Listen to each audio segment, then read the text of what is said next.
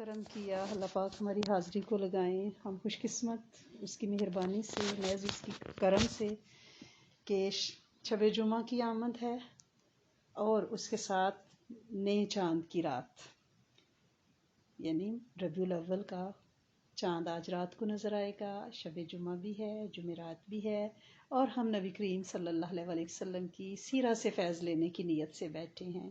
تو اس سے بڑی خوش قسمتی کیا ہوگی؟ دنیا کے لیے تو مجمع لگتے رہتے ہیں نا، اللہ اور اس کے حبیب کے لیے جمع ہونا، اس سے بڑی کیا بات ہوگی؟ اس کی بڑی مہربانی ہے۔ اس پہ جتنی عاجزی کی جائے اور جتنا اس سے مانگا جائے کہ اس نعمت کو بڑھائیں، شکر ادا کیا جائے، کیونکہ وہ کہتا ہے شکر ادا کرو تو نعمتیں بڑھیں گی۔ تو ہم اس پہ خربوں بار شکر ادا کرتے ہیں تاکہ ہماری دین سیکھنے کی محنت بڑھے بھی، دعوت کے کام کے لیے ہم چنے بھی جائیں اخلاص، تاثیر اور عاجزی کے ساتھ، اور ہماری نسلیں بھی سچے کام کے لیے، سچے سودے کے لیے منتخب ہو جائیں انشاءاللہ العزیز۔ جتنے بھی لوگوں سے بات ہوتی ہے تو کیونکہ کام ہی یہ ہے، اپنے تو جو بہت پیارے ہیں وہ تو خفا ہی رہتے ہیں، ان کا خیال ہے کہ ہمارے فون نہیں اٹھاتی، ہم سے بات نہیں کرتی، اور اب یہ ہے کہ جس کسی کو کوئی تکلیف پہنچتی ہے اور اگر اس سے میں یاد آ جاتی ہوں تو میں سمجھتی ہوں کہ اس سے بڑی کیا بات ہے۔ گپے مارنے والے تو بہت مل جائیں گے سب کو، میں نہیں فون اٹھاؤں گی تو کئی اور گپیں لگ جائیں گی، لیکن اگر کسی کو آپ کا کندھا مل جائے جو اس پہ سر رکھ کے رو لے تو میرا خیال ہے اس سے بڑی کوئی سعادت نہیں ہے۔ آپ کسی کے آنسو پونچھ لیں یا کسی کو تکلیف پہنچے تو آپ یاد آئیں۔ خوشیوں میں تو ڈیفرنٹ سٹوری ہوتی ہے نا، لسٹیں بنتی ہیں، کارڈ بٹتے ہیں، ٹھیک ہے، خاندان والوں سے مشاورت ہوتی ہے، لیکن جب بندہ دکھی ہوتا ہے تو اس کا دھیان کسی اپنے بہت ہی ایسے ننگے سے پیارے رشتے کی طرف جاتا ہے۔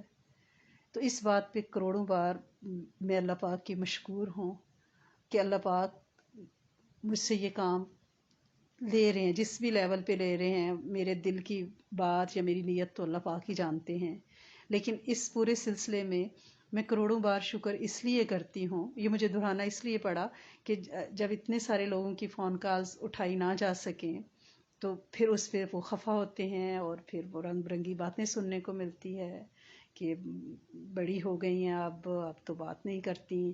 تو یعنی اگر ایک طرف ایک دکھی بندہ ہے جسے مرہم کی ضرورت ہے، وہ روح کا زخم ہے، وہ دل کا زخم ہے، وہ اس کے رشتوں کا معاشرتی زخم ہے، اقتصادی اکنامک کوئی اس کو زخم لگا ہے، اور وہ اگر میری طرف اللہ کی رحمت سے رجوع کرتا ہے تو کیا میں اس کو چھوڑ کے وہاں بات کروں جہاں وقت کا ضیاع ہے، غیبتیں میں نے اکٹھی کرنی ہے، یا میں نہیں اٹھاؤں گی تو آپ کو کہیں اور بندہ مل جائے گا جس سے آپ گپے مار لیں۔ تو میرے وہ پیارے جو مجھے پریشان نہیں کرتے، اللہ پاک ان کے وقت ایمان میں برکت ڈالے، اور دعا بھی کرتے ہیں اور کبھی خفا بھی نہیں ہوتے، کبھی اعتراض بھی نہیں کرتے، لے جی ہماری یاد آ گئی، اچھا پھر آج پتہ چل گیا، اچھا یہ کیسی آپ راستہ بھولی، وہ کبھی کچھ بھی نہیں کہتے۔ اللہ پاک انہیں اجر عظیم عطا فرمائے۔ تو میں اس بات پہ شکر کرتی ہوں کہ اللہ کریم شکر ہے کہ کسی کو کوئی تکلیف پہنچتی ہے، رب تک جانا چاہتا ہے تو وہ مجھ جیسی ایک نکارہ سی چیز سے رجوع کرتا ہے۔ کہیں ایسا نہیں ہے کہ لوگوں کو کسی شو کا پتہ پوچھنا ہو تو وہ میں انہیں یاد آؤں، کسی کنسرٹ کا انویٹیشن پوچھنا ہو تو میں انہیں یاد آؤں۔ اس بات پہ بھی اب اللہ کا شکر کیا کریں کہ آپ ربی دعوت پہ، اس پکار پہ آپ آ کے بیٹھی ہیں۔ اللہ پاک ہم سب کو عاجزی کے ساتھ انشاءاللہ قبول فرمائے۔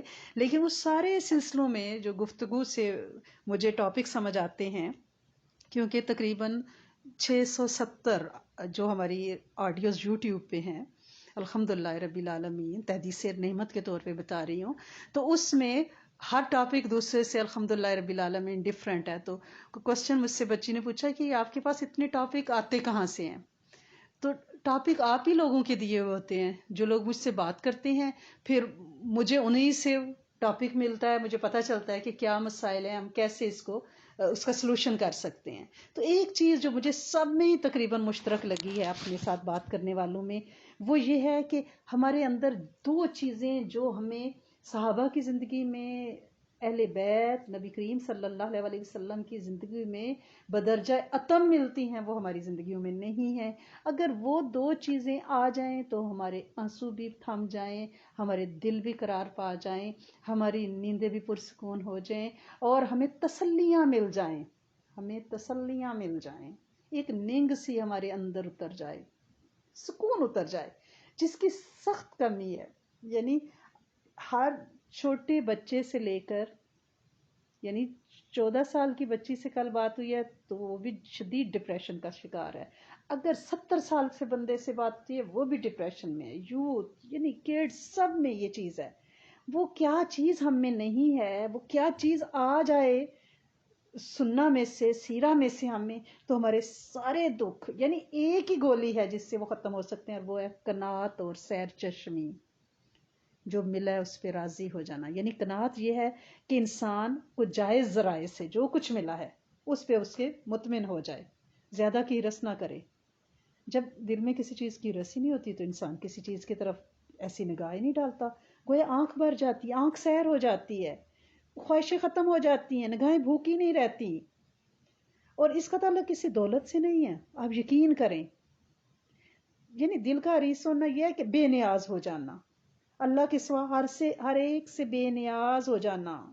اگر کسی کے پاس بڑا ہی مال ہے، ٹریلین ہے، وہ ٹریلینر ہے، وہ اس کے پاس بلینز آف ڈالرز ہیں، پراپرٹیز ہیں، لیکن اس کی ہرس بڑھتی جا رہی ہے، تو اس کا مطلب ہے یہ جو ہرس ہے یہ محتاجی ہے، احتیاج ہے. تو یہ دولت مند ہونے کے باوجود بھی احتیاج کا شکار ہے، لہٰذا یہ محتاج ہے. ٹھیک ہے. لیکن اس کے برعکس جو سیر چشم ہے وہ کون سا ہے کہ بمشکل اس کی ضروریات پوری ہو رہی ہیں، دل میں مال و دولت کی ہرس ہی نہیں ہے، وہ محتاج نہیں ہے. کیونکہ ہرس نہیں ہے نا، وہ محتاج نہیں ہے. ہم کیوں سے کہتے ہیں کہ وہ محتاج ہے؟ محتاج تو وہ ہے جو سب کچھ ہوتے ہوئے بھی اس کا من نہیں بھر رہا، اس کی آنکھیں نہیں بھر رہی، وہ احتیاج میں، ضروریات میں پڑا ہوا ہے، بھاگ رہا ہے. تو اس کا مطلب ہے وہ محتاج ہے. جس کے پاس کچھ نہیں ہے لیکن دل کا چین ہے، اندر کوئی ہرس نہیں ہے، کوئی احتیاج نہیں ہے، تو وہ تو اس کا تو وہ محتاج کیوں کہتے ہیں؟ وہ تو ماشاءاللہ سے غنی ترین شخص ہے. میں آپ کو اس کی حدیث بھی سناتی ہوں، صحیح بخاری کی. حضرت ابو ہریرہ رضی اللہ تعالیٰ عنہ بیان کرتے ہیں کہ نبی کریم صلی اللہ علیہ وآلہ وسلم نے فرمایا کہ مالداری مال و اسباب کی کثرت کا نام نہیں ہے، بلکہ اصل مالداری کون سی ہے؟ اصل مالداری دل کی مالداری ہے. دل بھرا ہوا ہو. یہ جتنے پرابلمس ہیں وہ دل کا خالی ہونا ہے. مور اور مور. یعنی ہمیں اگر بخار ہو گیا ہے، کمر میں تھوڑا درد ہو گیا ہے، ہم چیخ چاڑا ڈال دیتے ہیں، ہمیں پتہ ہی نہیں کہ ہاسپٹلز بھرے پڑے ہیں لا علاج بیماریوں کے. ایسے مریض جن کو بتا دیا گیا ہے کہ کسی وقت بھی موت انہیں آد دبوچے گی، جو وینٹیلیٹر پہ ہیں، جن کو وینٹیلیٹر نہیں مل رہے، جن کو سانس نہیں آ رہی، جو آکسیجن کے سہارے آرٹیفیشل میں سلنڈر لیے پھر رہے ہیں، ہم ان کو دیکھتے ہی نہیں، ہم کہتے ہیں ہائے سر میں درد پھٹا جا رہا ہے. یعنی دل کی مالداری ہو. حضرت عبداللہ بن عمر بن عاص بیان کرتے ہیں کہ نبی کریم صلی اللہ علیہ وآلہ وسلم نے فرمایا کامیاب ہو گیا وہ شخص جو اسلام لایا اور اس سے بقدر کفایت روزی دی گئی، یعنی بس اتنی روزی دی گئی جس سے اسے ضرورت پوری ہو جائے، اور جو کچھ اللہ نے اسے دیا ہے اس پر اسے قناعت کرنے کی توفیق ملی ہے. یہ صحیح مسلم میں ہے. یعنی وہ راضی ہے اس پہ، راضی بے رضا، راضی بے قضا. یہ دل کی مالداری ہے. ابو وائل بیان کرتے ہیں کہ ابو ہاشم بن عتبہ، یہ حضرت امیر معاویہ رضی اللہ تعالیٰ عنہ کے ماموں تھے، بیمار ہو گئے. حضرت امیر معاویہ ان کی تیمارداری کو گئے. حضرت امیر معاویہ انہوں نے دیکھا کہ بہت بے قرار ہیں، تڑپ رہے ہیں، تو انہوں نے پوچھا کیا ماموں آپ کو کون سی بات رلا رہی ہے؟ کیا کوئی درد آپ کو بے قرار کر رہا ہے یا دنیا کی رس؟ بندہ جب بیمار ہوتا ہے اس کو ہوتا ہے ہائے میں دنیا چھوڑ جاؤں گا، ہائے میری بھری ہوئی کلازنٹ، ہائے میرے ڈائمنڈ، ہائے میرے لاکر میں بھرے ہوئے رانی سیٹ اور 6 چوڑیاں اور کڑے یاد آتے ہیں نا، یہ ہمیں سونے نہیں دیتے. بندہ کہتے ہائے میں یہ دنیا چھوڑ جاؤں، ہائے میرا سجے سجائے گھر میری بہویں لے لیں گی. تو وہ بندہ تڑپتا ہے. تو انہوں نے پوچھا کہ کیا چیز آپ کو رلا رہی ہے، کیا بے قرار کر رہی ہے؟ تو انہوں نے کہا ان میں سے کوئی بھی بات نہیں ہے. کیوں رو رہا ہوں میں؟ کہ مجھے نبی کریم صلی اللہ علیہ وآلہ وسلم نے وصیت فرمائی تھی مگر میں نے اس پہ عمل نہیں کیا. آپ صلی اللہ علیہ وآلہ وسلم نے مجھے فرمایا تھا آپ دروشی پڑھیں جب بھی آپ کا نام سنیں کہ تیرے لیے بس اتنا مال جمع کرنا کافی ہے کہ ایک خادم ہو اور اللہ کی راہ میں یعنی حج، جہاد، دین کی راہ میں سفر کرنے کے لیے ایک سواری ہو. مگر آج میں اپنے آپ کو اس حال میں پاتا ہوں کہ بہت سا مال جمع کیا ہوا ہے۔ اس بات پہ صحابہ رویا کرتے تھے کہ اگر مال ان 3 چیزوں سے زیادہ ہو گیا، ہم اپنے گھروں پہ نظر ڈال لیں۔ حضرت جابر بن عبداللہ بیان فرماتے ہیں رضی اللہ تعالیٰ عنہ کہ نبی کریم صلی اللہ علیہ وآلہ وسلم نے ان سے فرمایا، ایک بستر آدمی کے اپنے لیے، ایک اس کے بیوی بچوں کے لیے، اور تیسرا مہمان کے لیے، بس اتنے ہی کافی ہیں، چوتھا شیطان کے لیے ہوگا۔ یہ صحیح مسلم میں ہے، یعنی گھر کے جتنے بھی افراد ہیں، میاں بیوی بچے، ان کے بستر، ایکسٹرا جو بستر ہے وہ صحیح مسلم میں روایت میں آپ کو سنا رہی ہوں، وہ شیطان کے لیے ہوگا۔ یعنی یہ تلقین کس لیے کہ زیادہ سامان اکٹھا کرنا، اس پہ فخر کرنا، بے ضرورت سامان اکٹھا نہیں کرنا۔ کیونکہ کیوں نہیں اکٹھا کرنا؟ اس لیے پھر ان کی ڈسٹنگ کرنی ہے، اس کی پالش خراب ہوگی، اس کو یہاں سے اٹھانا ہے، وہاں رکھنا ہے، ڈیکوریشن چینج کرنی ہے، وہ گھر کا کلر سکیم چینج ہو رہی ہے، تھیم چینج ہو رہا ہے، کرٹن بدلنے ہیں، وہ ظاہری شان و شوکت میں وقت ضائع ہوگا۔ تھوڑی سی تو زندگی ہے، 60-70 سال کی، بندہ پیدا ہوتا ہے، بے ہوشی میں 7 سال گزر جاتے ہیں، ہوش تھوڑی سی آنے لگتی ہے، اسکول جاؤ، گھر آؤ، قاری صاحب کے ساتھ جاؤ، پڑھو قرآن، پڑھو، یہ وہ، ڈانٹ کھاؤ، سو جاؤ، صبح پھر اسکول جاؤ۔ اسی میں جب بندہ گریجویٹ ہوتا ہے تو 20 سال کا ہو چکا ہوتا ہے، چلو جی اس کا رشتہ دیکھو، شادی، یعنی پہلا پورا وہ ٹائم اسائنمنٹ کرتے گزر گیا، شادی ہوئی، پھر ہمیں اسٹرگل ہوتی ہے کہ بھئی بچے، گھر ہمارا ہو جائے، یہ وہ کرتے کرتے پلاٹ، گھر، اسی میں پتہ چلتا ہے 40 سال کے ہو گئے، بچوں کے، یعنی ہمارے جوتوں میں بچوں کے پیر فٹ آنے لگ گئے، تو پھر چل چلاؤ، تیاری کر لو۔ کس کے لیے اتنی اسٹرگل ہم کر رہے ہیں؟ حضرت بی بی عائشہ صدیقہ فرماتی ہیں کہ نبی کریم صلی اللہ علیہ وسلم نے فرمایا، جس کے گھر رہنے والوں کے پاس کھجوریں ہوں وہ بھوکے نہیں ہوتے۔ یہ صحیح مسلم کی حدیث ہے۔ یعنی ضروری نہیں ہے کہ پرتکلف غذائیں ہوں، وہ چیز جس سے پیٹ بھر جائے، غذائیت حاصل ہو جائے۔ تو آپ یہ دیکھیں، کھجور، اس سے پیٹ بھی بھرتا ہے، طاقت بھی ملتی ہے، ذائقہ بھی برا نہیں، یعنی سادہ طرز زندگی، اگر یہ آ جائے ہمارے ڈپریشن ختم ہو جائیں۔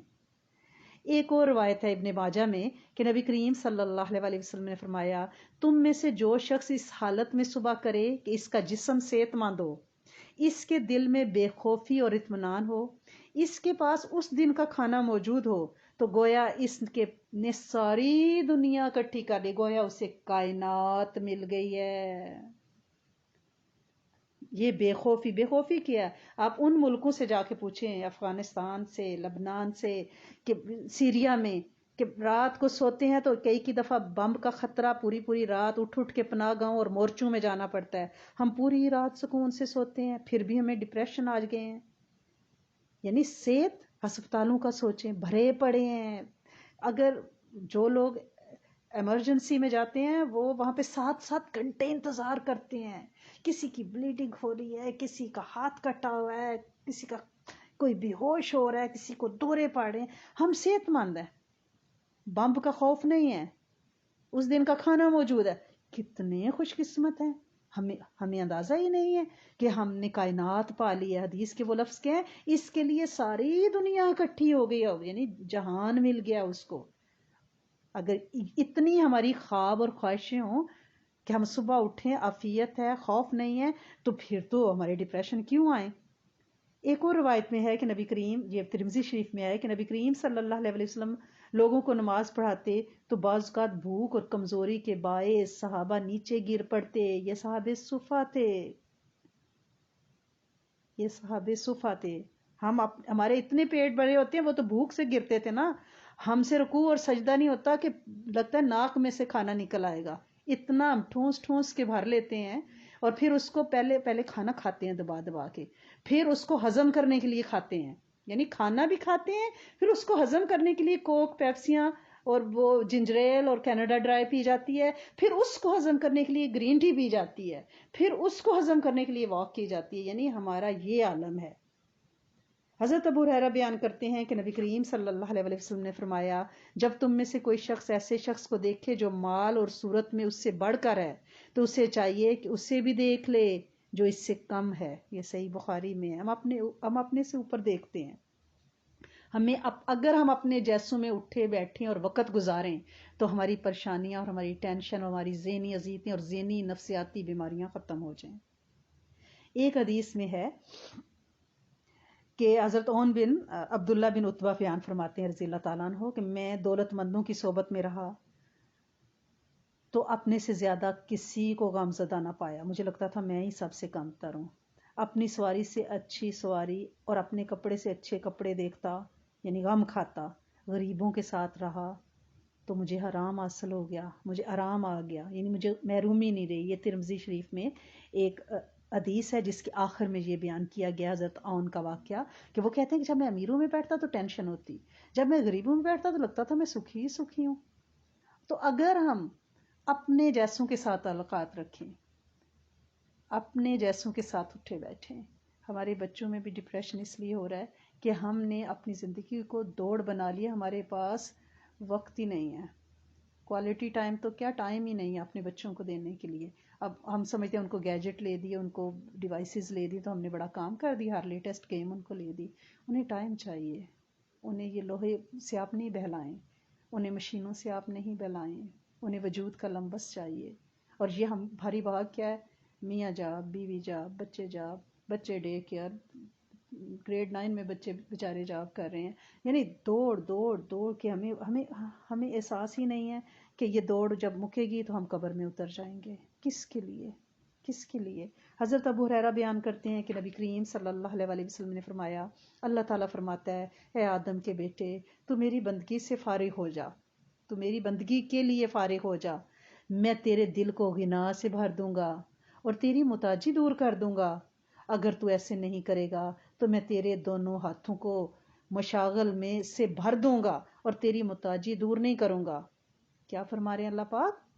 تو میرے لیے خود کو فارغ کر لے کہ مجھے عبادت کرنی ہے، مجھے اللہ کا ذکر کرنا ہے، تو اللہ پاک کیا کریں گے؟ ہمارے دل کو غنی کر دیں گے۔ لیکن اگر تیری اندر کی بھوک نہیں مٹی تو کیا ہوگا؟ میں تیرے دونوں ہاتھوں کو کاموں میں لگا دوں گا، مشغلوں سے بھر دوں گا۔ یہ ترمذی شریف کی روایت ہے۔ اب یہ نہیں ہے کہ عبادت کرنا کہ آپ تسبیح پکڑے اور مصلے پہ بیٹھ جائیں، بچوں نے ناشتہ کرنا ہے، گھر کی صفائی ہے، لانڈری آپ کے نہیں، میں تو عبادت نہیں۔ بندگی صرف یہ نہیں ہے نماز پڑھنا، روزے رکھنا، حج زکوٰۃ۔ بندگی یہ بھی ہے کہ روزی کماتے ہوئے دیانتداری اختیار کرنا تاکہ اللہ خوش ہو، روزی حلال ہو، تو روزی کمانا بھی بندگی ہے۔ اور اگر اللہ نے عطا کیا ہے جسم تو اس کو آرام دینے کے لیے سونا تاکہ دوسرے دن تازہ دم ہو کے اللہ کی خوشنودی حاصل کر سکیں، تو یہ سونا بھی بندگی ہو جائے گا۔ ٹھیک ہے نا؟ یعنی تو میری بندگی کے لیے فارغ ہو جا، یعنی تیرا مقصد میری خوشنودی حاصل کرنا ہے۔ تو پھر اللہ پاک کیا فرماتے ہیں؟ میں تیرے دل کو غنا سے بھر دوں گا۔ یہ اردو میں غنا پتہ ہے کس کو کہتے ہیں؟ تمنگری، مالداری، بے نیازی، یعنی احتیاج نہ ہو، سیر چشمی حاصل ہو جائے، جو اس وقت ہمیں بڑی ضروری ہے۔ ورنہ کیا ہوگا؟ طرح طرح کی پریشانیاں، بکھیڑے ہمیں لے ڈوبے، ہمیں لگے گا ہمارا گھر صاف نہیں ہے، او ہماری یہ چیز یہاں، اگر یہ صوفہ وہاں ہوتا تو زیادہ، اے اللہ ویدر چینج ہو رہا ہے، ہمارے پلانٹ خراب ہو جائیں گے، پلانٹس کو اندر لانا ہے، یعنی وہ انہی چکروں میں۔ ورنہ اللہ پاک اتنی برکت دیں گے کہ تھوڑے ٹائم میں آپ کا کام ہو جائے گا۔ حضرت حکیم بن نظام بیان فرماتے ہیں رضی اللہ تعالیٰ عنہ کہ میں نے نبی کریم صلی اللہ علیہ وسلم سے سوال کیا، آپ نے مجھے عطا فرما دیا، میں نے پھر مانگا، آپ نے پھر دے دیا، میں نے پھر مانگا، آپ نے پھر عطا فرمایا۔ اور پھر فرمایا اے حکیم رضی اللہ تعالیٰ عنہ، یہ مال سرسبز لذیذ ہے، لہٰذا جو شخص اس کو دل کی سخاوت سے حاصل کرے، یعنی بغیر طمع کے، اس کو اس میں برکت دی جاتی ہے، اور جو اسے طمع نفس سے حاصل کرے گا اس کی برکت اٹھا لی جائے، یعنی جس دل میں لالچ ہوگا وہاں سے برکت اٹھ جائے گی۔ اور پھر آگے آپ نے فرمایا کہ اوپر والا ہاتھ نیچے والے ہاتھ سے بہتر ہے، یعنی مانگے نہ۔ تو حضرت حکیم بن حزام کہتے ہیں کہ میں نے عرض کیا اے اللہ کے رسول صلی اللہ علیہ وسلم، قسم ہے اس ذات کی جس نے آپ کو حق بنا کر بھیجا، میں آپ کے بعد کسی سے کچھ نہیں لوں گا اور اس دنیا سے چلا جاؤں گا۔ اس کے بعد جتنے خلفاء آئے، حضرت ابوبکر صدیق، حضرت عمر فاروق، وہ انہیں بلاتے تھے، عطا فرماتے تھے، لیکن وہ کہتے تھے نہیں، اور اپنی وفات تک انہوں نے کسی سے کچھ نہیں لیا۔ یعنی طمع کے بغیر جینا، جو وسائل ہیں انہی کو افیکٹو بنانا، انہی میں گزارا کرنا۔ حضرت انس بیان کرتے ہیں کہ حضرت عبد الرحمن بن عوف ہجرت کر کے رضی اللہ تعالیٰ عنہ مدینہ آئے تو نبی کریم صلی اللہ علیہ وسلم نے انہیں سعد بن ربی جو انصاری تھے نا بھائی بنا دیا. مواخات کے بارے میں آپ نے پڑھا, بردرہڈ ٹریٹی جو ہم نے پڑھا تھا. تو حضرت سعد نے حضرت عبد الرحمن بن عوف سے کہا کہ آئیے میں آپ کو اپنے مال کا آدھا حصہ دوں, یعنی میں اپنا مال بھی آدھا آپ کو دیتا ہوں, میری 2 بیویاں ہیں, میں ایک بیوی کو طلاق دیتا ہوں, اس کی عدت ختم ہو جائے آپ اس سے نکاح کر لیں. تو پتہ ہے حضرت عبد الرحمن بن عوف نے کیا فرمایا, یہ ہے غنا. آپ نے فرمایا اللہ آپ کو اور آپ کے اہل و عیال اور مال میں برکت دے, مجھے تو آپ بس بازار کا راستہ بتا دیں. اس پر لوگوں نے انہیں بازار کا راستہ بتایا اور اس دن حضرت عبد الرحمن بن عوف بازار سے لوٹے تو ان کے پاس پنیر اور گھی تھا جو انہوں نے نفع میں کمایا تھا اپنی تجارت میں. اور اس کے بعد ایک دن نبی کریم صلی اللہ علیہ وسلم نے انہیں دیکھا کہ ان کے کپڑوں پہ زعفران کی پیلے رنگ کی خوشبو کا نشان تھا, زردی کا نشان تھا. تو آپ نے پوچھا کہ یہ کیا ہے, تو انہوں نے عرض کیا میں نے ایک انصاری خاتون سے شادی کر لی ہے. آپ نے پوچھا تم نے اسے مہر میں کیا دیا ہے, تو انہوں نے عرض کیا 1 گٹھلی برابر سونا. یعنی انہوں نے طمع نہیں کیا.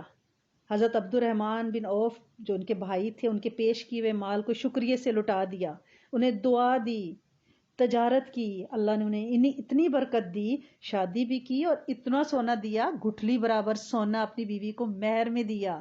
یعنی اگر بندے کی نگاہیں بھر جائیں تو اللہ کریم اسے عطا بھی فرماتے ہیں.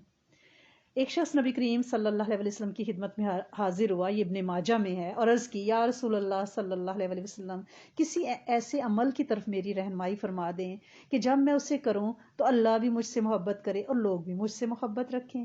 تو پتہ ہے اللہ کے رسول صلی اللہ علیہ وسلم نے کیا فرمایا, یہ غور سے سننے کی بات ہے, دنیا سے بے رغبتی اختیار کر, اللہ تجھ سے محبت رکھے گا, اور جو کچھ لوگوں کے ہاتھ میں اس سے بے رغبت ہو رہا ہے لوگ تجھے محبت کریں گے. اگر آپ کو لوگوں کے پاس موجود مال اور نعمتوں میں کوئی لالچ نہیں ہے نا, آپ یقین کریں اس حدیث پہ مکمل ایمان اور یقین کے ساتھ اللہ تعالیٰ بھی محبت کریں گے اور لوگ بھی محبت کریں گے. لالچی لوگوں کو تو لوگ دیکھنا پسند نہیں کرتے, حریص لوگوں کو. اس لیے قانع ہو جائیں, بے نیازی اختیار کریں, تسلی ہو جائے گی, ڈپریشن دکھ درد دور ہو جائیں گے. حضرت ابو ہریرہ بیان کرتے ہیں کہ نبی کریم صلی اللہ علیہ وسلم نے فرمایا کہ صحیح مسکین جسے یعنی خیرات دینی چاہیے جو مستحق ہے, وہ شخص نہیں جو مانگنے کے لیے دار دار گھومتا ہے, فون کرتا ہے, میسج کرتا ہے, نہیں گھومتا رہتا ہے, لوگوں کے درمیان چکر لگاتا رہتا ہے. یہ صحیح مسلم کی حدیث ہے, دھیان سے سنیے گا. آپ نے فرمایا صحیح مسکین وہ شخص نہیں جو گھومتا رہتا ہے, لوگوں کے درمیان چکر لگاتا رہتا ہے, اور پھر 1 لقمہ یا 2 لقمے یا 1 کھجور یا 2 کھجوریں لے کر لوٹ آتا ہے. صحابہ نے عرض کیا کہ وہ صحیح مسکین پھر کون ہے؟ تو آپ صلی اللہ علیہ وسلم نے فرمایا وہ شخص ہے جس کے پاس اتنا مال نہیں کہ اس کی ضروریات کے لیے کافی ہو, اور لوگ اسے مسکین نہیں سمجھتے کیونکہ وہ سوال نہیں نہ کرتا کہ اسے خیرات دیں, اور نہ ہی لوگوں میں سے وہ کوئی شے مانگتا ہے, نہ لوگ اسے خیرات دیتے. یعنی سفید پوش لوگ جو مانگتے نہیں ہیں, کانے اور سیر چشم اور غیرت مند ہیں, غیور لوگوں کو اپنی زکوٰۃ اور خیرات دیں. حضرت عمر بیان کرتے ہیں رضی اللہ تعالیٰ عنہ کہ نبی کریم صلی اللہ علیہ وسلم نے مجھے کچھ عطیہ دیا, میں نے عرض کیا کہ اس کو دیں جو اس کا محتاج ہے, تو آپ نے فرمایا اسے لے لو, جب اس مال میں سے کچھ تمہیں اس حالت میں ملے کہ تمہیں اس کی ہرس نہ ہو اور نہ ہی تم نے اسے مانگا ہو تو اسے لے لیا کرو. یعنی اور جو نہ ملے اس کے پیچھے نہ پڑو, یہ بخاری شریف میں ہے. یعنی جو بغیر طمع کے آپ کو ہدیہ کوئی مل جائے تو اس پہ شکر گزاری ہو, اسے لے لے. میں یہ نہیں کہتی کہ جو بھی آپ کو کچھ دے آپ پھینکتے جائیں, نہیں, لالچ کے بغیر لے. حضرت عطا بن یسار بیان کرتے ہیں کہ نبی کریم صلی اللہ علیہ وسلم نے حضرت عمر بن خطاب کو کچھ مال بھیجا, حضرت عمر نے واپس کر دیا. نبی کریم صلی اللہ علیہ وسلم نے ان سے پوچھا کہ اسے کیوں لوٹا دیا؟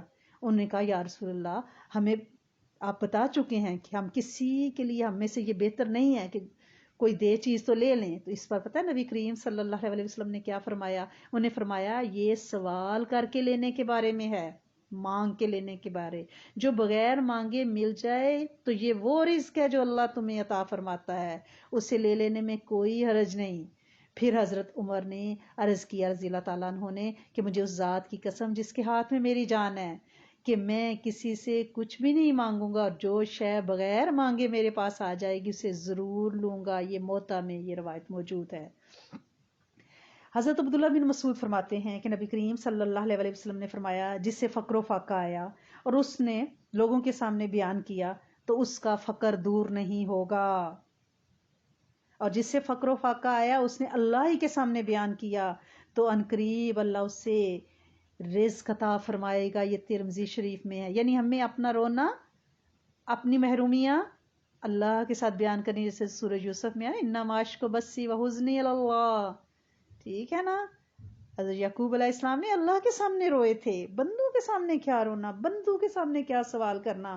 اللہ پاک اگر ہمیں سیر چشمی عطا فرما دیں، اگر ہمارے دل کو غنا سے بھر دیں، اللہ پاک سے دل کا غنا مانگا کریں، اللہ پاک سے یہ سوال کیا کریں، اپنی دعا میں اس کو رکھیں کہ مولا سیر چشمی اور غنا عطا فرمائیے، دوسروں کے مال سے ہمیں بے نیاز کر دیجئے انشاءاللہ، تاکہ ہمیں رب مل جائے۔ ہمیں رب کی محبت، حدیث سنی ہے نا، جو دوسروں کی طرف نظر نہیں رکھے گا اللہ پاک اس کو اپنی محبت دیں گے اور اس سے غنی کر دیں گے، اور دنیا اس سے محبت کرے گی۔ لوگ کہتے ہیں نا لوگ نہیں ہمیں چاہتے، لوگ چاہیں گے، پیچھے آئیں گے آپ کے، صرف لوگوں سے بے نیاز ہو جائیں، ان کے مال سے، لوگوں سے اس طرح نہیں بے نیاز ہوں گے، ان کے دکھڑے ہی نہ سنیں، ان کو کہیں گے جو ہو جائے ہمیں نہیں خبر، ہم جوتے کی نوک پہ لیتے ہیں، یہ والا بے نیاز ہونا نہیں ہے، یہ شریکہ بازی والا۔ کون سا بے نیاز ہونا ہے؟ ان کے مال میں لالچ نہیں رکھنی، اور یہ نہیں کہنا کہ ان کو اتنا مل گیا، اندر ہرس، طمع، احتیاج، یہ نہیں۔ دل بھراؤ، دل کے غنی بن جائیں، دل کے امیر بن جائیں۔ اللہ پاک ہم سب کو دلوں کی عمارت عطا فرمائے انشاءاللہ۔ اللہم صلی علی سیدنا و مولانا محمد وعلی آل سیدنا و مولانا محمد وبارک وسلم۔ اللہم صلی علی سیدنا محمد فی اولی کلامنا، اللہم صلی علی سیدنا محمد فی اوسطی کلامنا، اللہم صلی علی سیدنا محمد فی آخری کلامنا۔ یا ارحم الراحمین، یا ارحم الراحمین، یا ارحم الراحمین، تیری بندیاں اپنی ساری ضرورتیں دل میں لیے، اپنے ارمان، اپنی خواہشیں، اپنی دعائیں صرف تیرے آگے ہاتھ اٹھائے، تجھے تیرے سامنے اپنے دکھ رکھ کے، اپنی خواہشیں اللہ کریم، اپنی نعت، تمام محرومیاں، دعائیں اللہ کریم ان کو لیے بیٹھی ہیں۔ تو عافیت اور محبت کی ایک نظر، قبولیت کی ایک نظر ان کی جھولیوں پہ ڈال، اور اپنی قبولیت کی سنہری مہر فرشتوں کو حکم دے کہ ان کی ساری خواہشوں پہ لگا دیں، اور عافیت برکت کے ساتھ ان کی دعائیں قبول ہو جائیں۔ اللہ کریم سب سے پہلے تو ہم آپ سے دل کا غنا، سیر چشمی کا سوال کرتے ہیں۔ اللہ کریم ہمارے دلوں کی بھوک مٹا دیں، ہماری نگاہوں کی بھوک مٹا دیں، ہمارے من کو بھر دیں، اللہ کریم اپنا کرم کر دیں۔ اے میرے کریم مالک، ہمیں دنیا سے غنی بے نیاز کر دیں۔ اے میرے کریم مالک، اے میرے سونے آقا، ہم تجھ سے تیرے علم میں سے علم کا سوال کرتے ہیں۔ اللہ کریم لا علمی کی وجہ سے ہم سے غلطیاں ہوتی ہیں، اگر تو اپنے علم میں سے ہمیں ایک قطرہ بخش دے گا تو اللہ کریم تجھے جانیں گے، تجھے پہچانیں گے، تیری مانیں گے، تیرے حبیب کی سنتوں پہ چلیں گے، عاجزی اختیار کریں گے، طمع سے بچیں گے۔ اللہ کریم اپنے علم میں سے علم عطا فرما دیجئے، اپنے حلم میں سے حلم عطا فرما دیجئے، تاکہ جو ہمارے پاس ہے اس پہ ہمیں تکبر نہ ہو، عاجزی آ جائے، حلیمی آ جائے ہمارے اندر۔ اے میرے کریم مالک، اے میرے سونے آقا، ہمیں لا یعنی باتوں، لغویات سے بچائیے۔ اللہ کریم ہمارا وقت فضول باتوں پہ ادھر ادھر اللہ کریم ٹو لینے میں، کنسوئیاں لینے میں، اللہ کریم لوگوں کے راز و نیاز میں کریدنے میں نہ لگ جائے۔ اللہ کریم ہمارا وقت اپنے کام کے لیے لگا لیں، اپنی مخلوق کی خدمت کے لیے لگا لیں، اپنے دین کو سمجھنے پہ خرچ کروا دیں۔ اللہ کریم ہمیں ہماری نسلوں کو اچھے استاد عطا فرمائیے گا، تاثیر والے، اخلاص والے استاد عطا فرمائیے گا۔ اللہ کریم یہ امارت ہماری نسلوں کو ضرور عطا فرمائیے گا۔ استادوں میں انہیں امیر کر دیجیے گا میرے مالک، دنیا کے بہترین استادوں سے ان کا رابطہ ہو۔ اللہ کریم جو ان کی انگلی پکڑ کے انہیں دھیرے دھیرے تیری راہوں پہ چلاتے رہیں۔ اے میرے کریم مالک، زندگی کی اس شاہراہ پہ، اس موٹر وے پہ اللہ کریم بڑا ہی اچانک کوئی ایگزٹ آ جائے گا اور ہمیں اللہ کریم اپنی منزل پہ اتر جانا پڑے گا، کبھی نہ لوٹنے کے لیے، بے نام ہونے کے لیے، گمنام ہونے کے لیے۔ اللہ کریم ہم زمین کی اتھاہ گہرائیوں میں اتر جائیں گے۔ اللہ کریم اس سے پہلے ہمیں توبہ کی توفیق دیں، اللہ کریم اس سے پہلے ہمیں اس بات کی توفیق دیں کہ مخلوق کو ہم راضی کر سکیں، اللہ کریم اس بات کی توفیق دیں کہ ہم اپنی زندگیاں تیری چاہتوں کے مطابق اللہ کریم چینلائز کر سکیں۔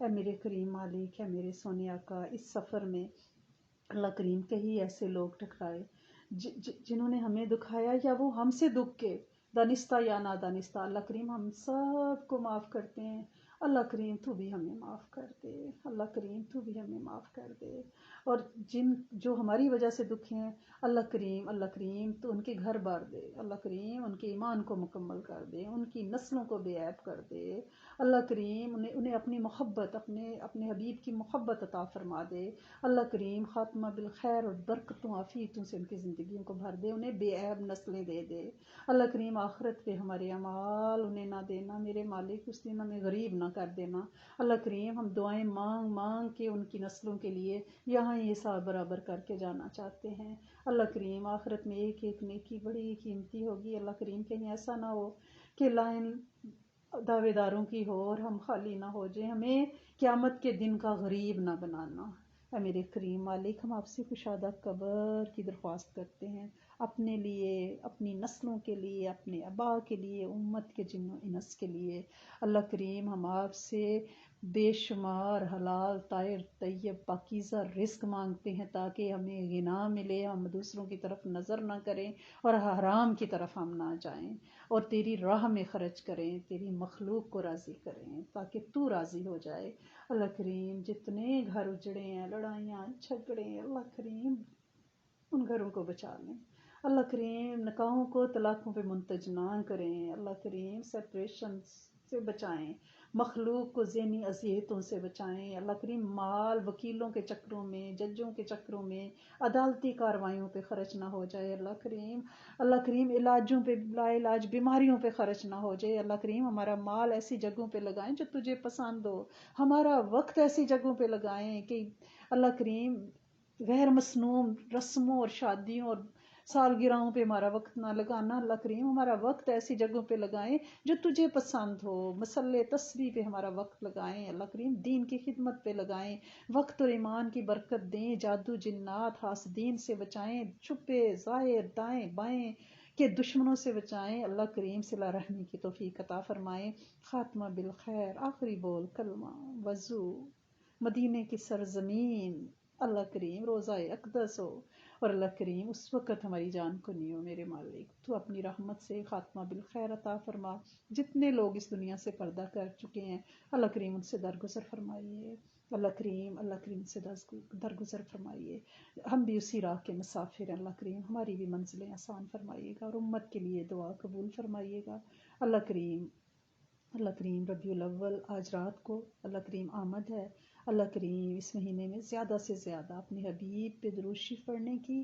اور اللہ کریم ان کی سنتوں پہ عمل کرنے کی، اور اللہ کریم ان پہ نازل کردہ کتاب جو تیری کتاب ہے اللہ کریم، جو بہترین کتاب ہے کائنات کی، اس کے ساتھ جڑنے کی توفیق عطا فرمائیے گا اور وہ عمال کرنے کی توفیق عطا فرمائیے گا جو آپ کو راضی کرنے والے ہوں، لغویات میں ہمارا ٹائم نہ لگ جائے، اللہ کریم بن مانگے وہ ساری خیریں عطا فرمائیں جو آپ صلی اللہ علیہ وآلہ وسلم نے چاہیں، ان سارے شرور سے پناہ دیں جن سے آپ صلی اللہ علیہ وآلہ وسلم نے پناہ چاہی، اللہ کریم ہر بچے کو بہترین سوچ، ہر جوڑے کو بہترین اولاد، ہر اولاد کو صالح بنا دیں، ربنا تقبل منا انک انت السمیع العلیم وتب علینا